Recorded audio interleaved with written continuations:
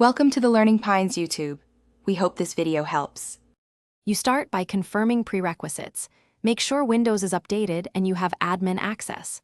Once done, open Windows Security from Start or Settings and go straight to Virus and Threat Protection. You need to verify the Windows Defender antivirus service is running. If it is stopped, start it in Services. MSC.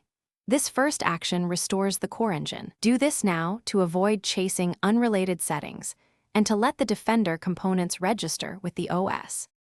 Next, you address conflicts and repair system files. First, uninstall or temporarily disable any third-party antivirus. 2 active engines cause protection to turn off. Then run system repair.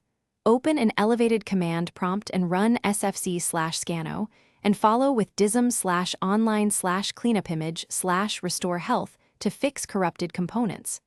Once those complete, reset the Windows Security app from Apps and Features to clear configuration glitches. Finally, re-enable real-time protection and run a full scan to verify operation. Make sure Windows Update installs the latest security intelligence. Definitions are required for proper detection. If Defender still won't work, check Event Viewer under Applications and Services logs and review Microsoft Windows Defender/operational logs for clear error codes.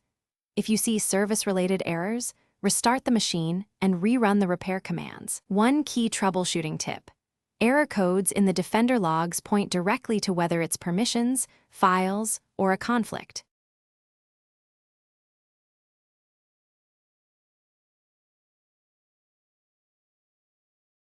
Thanks for watching. Consider subscribing if we helped you.